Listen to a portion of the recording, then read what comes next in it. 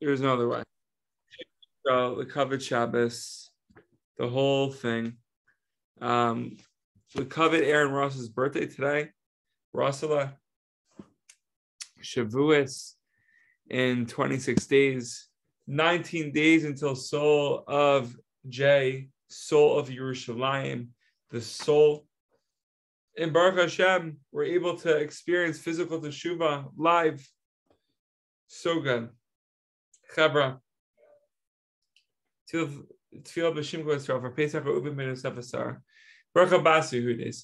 Miriam Dodav is Chanucha, but Yonah Bas Basa, Shir Bas Basa, Sinai Reuben ben Bani, and every neshama on Klal Yisrael. Ribbona Shalom, teach us what we should say. Help us understand what we should ask for. Help us say our prayers with complete honesty and truthfulness, so that the light of truth will shine upon us, and we will be able to emerge from the thick darkness and the alien thoughts, the husks, the best word, the most favorable word from all the chevra that constantly confront us on all sides, especially when we are praying. When we feel surrounded on every side and every corner, the attacks come in all kinds of different ways. There are endless distractions. Ribbona Shalom, help us very much. Chevra, we are in the laws of proper behavior in the bathroom, Asher Yatzar. And before we get to the Chelek Vav, right, the sixth part in Siman Dalet of Kitzur Shulchan Aruch, we're going to continue with 5, where we skip 3. We were supposed to do that for homework. I didn't do for homework. I'm slapping myself up.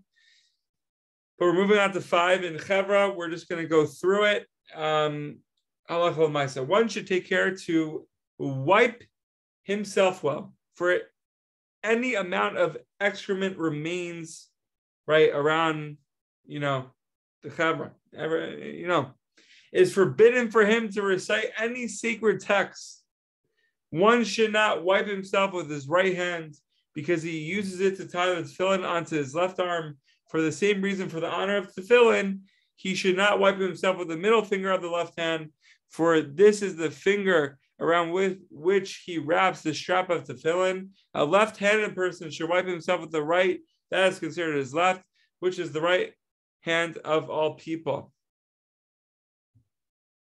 I'm just checking. All right, so we have to see further discussion of what this already means practically for all of us, but Kitzer, tefillin and wiping, definitely connection there, and we should just be more mindful. Bezrat Hashem. Chaber, we're moving on to Soul J, right, the heart of Jerusalem. Chaber, we all know Jerusalem, like we learned last night, is Mashiach's place and God's place, right? And the people is our people, right? But do we know where Yiddishkeit began, where Judaism began? Not with Mount Sinai, not with Har Sinai. Yiddishkeit began with Abraham Avinu coming to the Holy Land.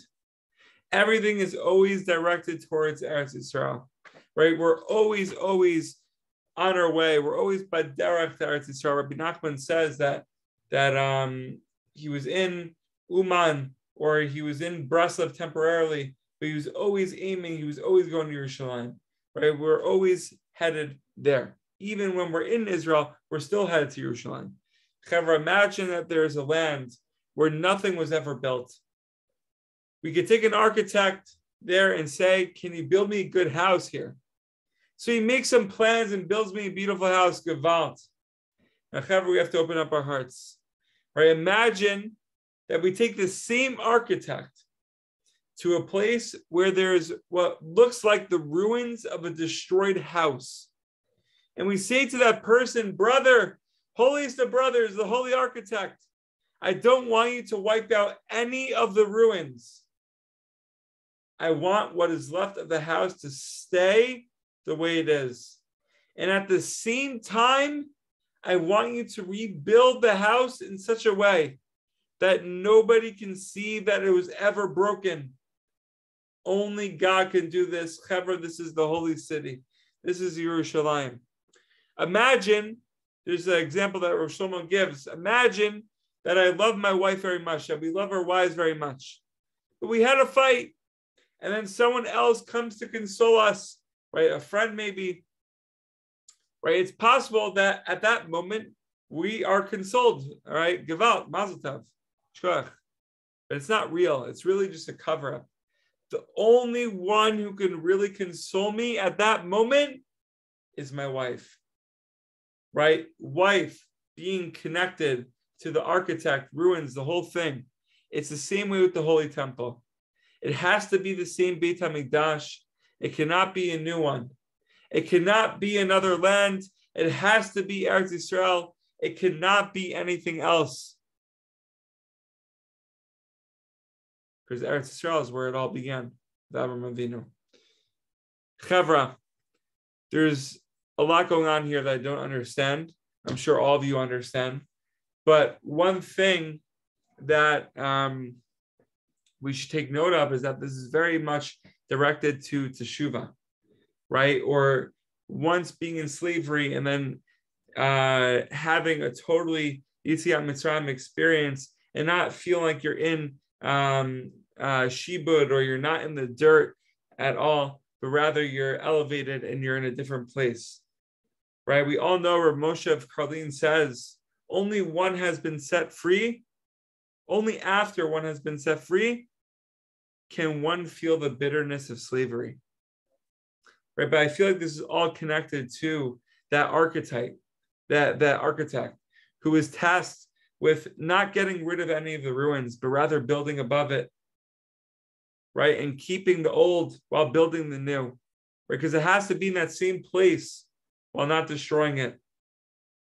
Rabbi Nachman says about teshuvah, we learned this together, that a level of teshuvah, right? A certain level of teshuvah is returning to that same place where you transgressed, that same place where you messed up, right? Is returning to that same situation, right? That same act and choosing the opposite, choosing the better path, right? That's for each and every one of us, right? So I feel like teshuvah is very much connected to this piece. Again, I do not know at all what it's talking about, but gewalt. We have to go weiter. If you have questions, comments, please feel free. And remember that our tefillos will bring salvation. Mamish. They're always good enough. They're always good enough.